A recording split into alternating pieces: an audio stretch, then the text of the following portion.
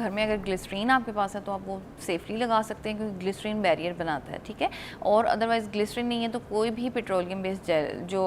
होता है आपके पास वैसलीन टाइप, वो आप लगा सकते हैं, सो दैट उसके ऊपर मज़ीद कोई इरिटेशन ना हो। और अगर कोई बहुत ज़्यादा स्किन ख़राब नहीं हुई या वो, तो आप पॉलीफेक्स भी हर घर में मौजूद होती है, तो आप पॉलीफेक्स भी लेके सिंपल उसको भी पी साइज़ लगा सकते हैं। तो उससे एटलीस्ट ये होगा कि एक बैरियर बन जाता है, मज़ीद स्किन नहीं ख़राब होती, जलती नहीं है, डैमेजिंग चीज़ें जो होती हैं वो असर, जैसे कुछ होते हैं एसिड्स होते हैं वो आप लगाते हैं, या जैसे कुछ जैसे स्प्रेज वगैरह भी हुए होते हैं, तो आपने कोशिश करना है कि एलोवेरा जेल जब भी लें या तो अच्छे से धोएं, वॉश करें और उसके बाद में उसका जेल निकालें। ये ना करें कि लीफ भी साथ लगा लें और इस तरह से कर लें, तो अक्सर लोगों को एलर्जीज हो जाती हैं, ठीक है। अच्छा, मैं जैसे भिंडी जब काटती हूँ ना तो मेरे हाथों में एलर्जी हो जाती है, मुझे बहुत खुजली होती है हाथों में,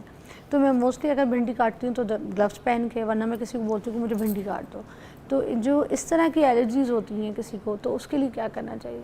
उसमें एक तो ये कि सबसे अच्छा तो ये कि आप बैरियर, जैसे हमने बताया कि जैसे वैसलीन लगा लें या वो कर लें, लेकिन चूंकि हमने सब्ज़ी काटनी है तो वो उसमें साथ शामिल हो जाता है, तो उसका सबसे बेहतर यही है कि ग्लव्स, या फिर किसी दूसरे को कहें कि वो आपकी हेल्प कर देंगे। जब मैं छोटी थी, मैं आम खाती थी ना, तो मुझे यहाँ साइड्स पे एलर्जी हो जाती थी आम खाने की वजह से।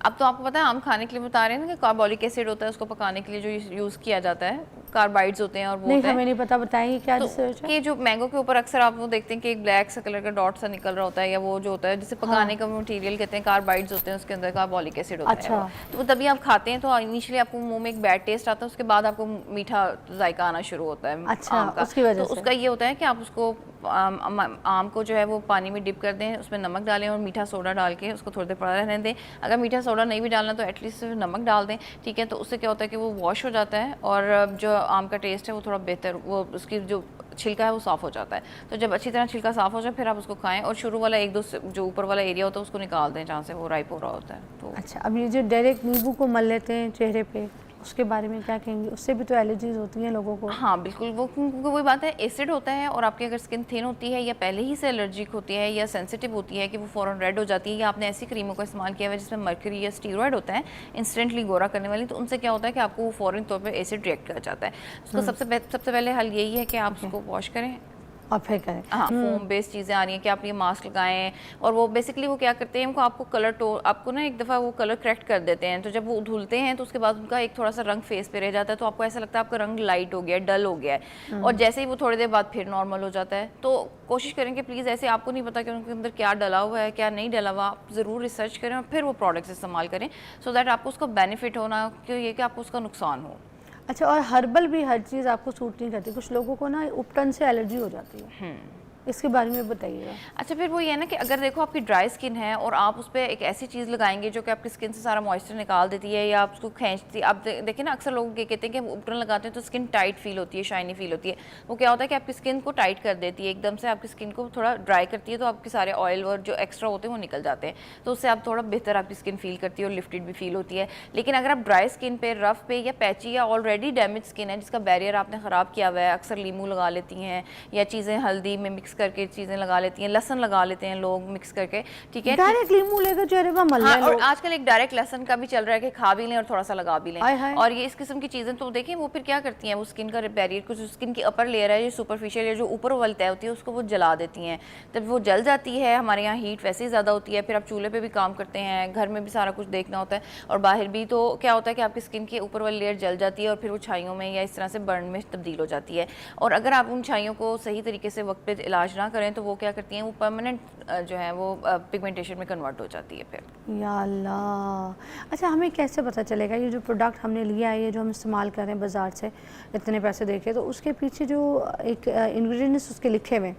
उसमें से कौन सा ऐसा इंग्रेडिएंट है जो हमारी स्किन के लिए बड़ा ख़तरनाक हो सकता है, हमें कैसे पता चलेगा? अच्छा, इसमें सबसे ये है कि देखो अब सब लोगों को नहीं पता होता कि क्या, एक तो हमारे यहाँ ये भी प्रॉब्लम है कि जो बाहर बेशक इंग्रेडिएंट लिस्ट में लिखा हुआ है क्या वो अंदर है भी या नहीं है, ठीक है। तो आप इसको 100% नहीं जान सकते, वैसे तो ये लेबॉर्ट्री टेस्ट है, इससे ही पता चल सकता है कि अंदर क्या क्या क्या इंग्रेडिएंट्स मौजूद हैं। लेकिन मैं आपको ये कहूँगी कि आप पैच टेस्ट करने की आदत डालें। कोई भी प्रोडक्ट आप इस्तेमाल करें तो आप उसको अपने बाजू के पीछे या कान के पीछे लगा के थोड़े से एरिया पे चेक करें और 24 to 48 आवर्स उसको दें और देखें कि क्या वो आपको एलर्जी, खारिश या रेडनेस या कुछ इस तरह से तो नहीं कर रही। अगर आपको ऐसे वो कर रही है, वहाँ पे कोई धड़पड़ बन रहा है, तो आप बराए मेहरबानी उसको इस्तेमाल ना करें और उसके बाद आप सेफली उसको एक जो है आप अपनी बॉडी पे इस्तेमाल कर सकते हैं। लेकिन अगर आपको उसमें कोई भी परेशानी का सामना करना पड़ रहा है तो फिर आप उस प्रोडक्ट को यूज़ ना करें। अच्छा, समटाइम्स एक और चीज़ होती है, हमने प्रोडक्ट लिया, हम उसको इस्तेमाल कर रहे हैं, मगर करते करते मोस्टली ये होता है जब हम बड़े साइज़ का कोई मॉइस्चराइज़र लोशंस बॉडी के ले लें, मुंह के ले लें, तो वो ना उसकी डेट शायद एक्सपायर हो जाती है।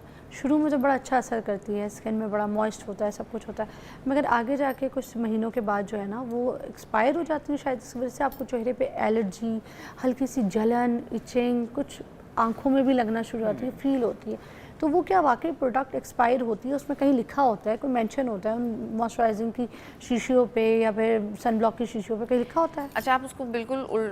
लीफलेट के नीचे की तरफ जाएँ तो अक्सर वो एक सर्कल के अंदर या ट्रायंगल के अंदर ना 6, 12 या इस तरह से 9 करके कुछ एक डिजिट लिखा होता है, तो वो उसकी मंथ होता है कि आप आफ्टर ओपनिंग जब आप उसको खोल लेते हैं तो कितने अरसे तक आपका प्रोडक्ट नॉर्मल या स्टेबलाइज रह सकता है, उसके बाद वो ऑक्सीडाइज होना या डिकम्पोज होना स्टार्ट हो जाता है, जो आप कह रहे हो कि एलर्जी करना शुरू कर देता है। चूँकि हमारे यहाँ पे वेदर ज़्यादा हॉट होता है, टेम्परेचर भी ज़्यादा होता है और सब जगह हर जगह एसी नहीं लगा होता, तो अक्सर प्रोडक्ट में लिखा होता है कि कीप इन रूम टेम्परेचर या कोल्ड प्लेस या कीप अवे फ्रॉम सनलाइट, ठीक है। तो आपने क्या करना होता है कि इन प्रोडक्ट को कुछ ठंडे जगह पे रखें। अगर तो आपका विटामिन सी जैसे सीरम है, अक्सर लोग कंप्लेन करते हैं कि खोलने के 10 दिन बाद ही उसका कलर चेंज हो गया, उसमें स्मेल आने लग जाती है, वो ऑक्सीडाइज हो जाता है, तो उसको आप फ्रिज में रख लें, ठीक है। और जितनी प्रोडक्ट्स कुछ ऐसी हैं वो आप जहाँ पे भी सोते हैं और जो कमरा ठंडा है, जहाँ धूप कम आती है, रोशनी कम हो, वहाँ पे आप उसको रखें, सो दैट वो इतनी ज़्यादा हीट से और गर्मी से ख़राब ना हो, बिल्कुल ही अच्छा, डिकम्पोज होती है। ये भी होता है कि विटामिन सी की जो क्रीम है या लोशन है, अगर कोई चेहरे पे लगाता है या सीरम लगाता है तो उसमें ना थोड़ा सा चेहरे पे ऑक्सीडाइज सा जैसे गरम गरम लगता है,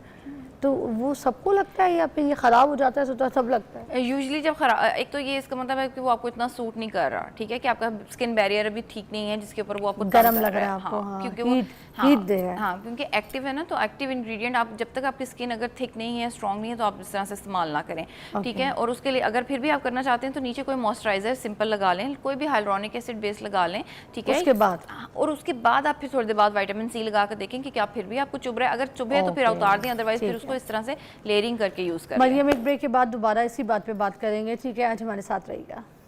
वेलकम बैक। हम इतनी सारी बातें खड़े होते हैं, आपको पता है जब ये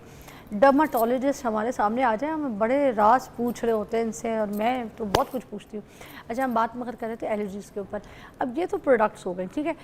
कुछ लोगों को एलोवेरा भी जब वो डायरेक्ट मुंह पे लगाते हैं तो उस वक्त भी उनको एलर्जी होती है, जैसे आप कह रही हैं पैच टेस्ट करके फिर उसके बाद इस्तेमाल करना चाहिए, नहीं करते लोग, कॉमन सेंस यूज़ नहीं करते। अब एलर्जी हो गई है, अब इस तरह के हर्बल या किसी प्लांट से, किसी ऐसी चीज़ से, ऑर्गेनिक चीज़ से हो गई है, उसका क्या हल है, क्या लगाएं उस वक्त? सूदिंग के लिए क्या कर सकते हैं, हीलिंग के लिए क्या कर सकते हैं? अच्छा, सबसे पहले ये कि आप एक तो वॉश करें उस चीज़ को जो लगाई हुई है, उसको उतार दें, ये ना हो कि उसको लगा रहने दें और वो मज़ीद एलर्जी करता रहे, ठीक है। सबसे पहले उसे वॉश करें, ठीक है। उसके बाद घर में अगर ग्लिसरीन आपके पास है तो आप वो सेफली लगा सकते हैं, क्योंकि ग्लिसरीन बैरियर बनाता है, ठीक है। और अदरवाइज़ ग्लिसरीन नहीं है तो कोई भी पेट्रोलियम बेस्ड जेल जो होता है आपके पास, वैसलीन टाइप, वो आप लगा सकते हैं, सो दैट उसके ऊपर मज़ीद कोई इरिटेशन ना हो। और अगर कोई बहुत ज़्यादा स्किन ख़राब नहीं हुई या वो, तो आप पॉलीफेक्स भी हर घर में मौजूद होती है, तो आप पॉलीफेक्स भी लेके सिंपल उसको भी पी साइज़ लगा सकते हैं,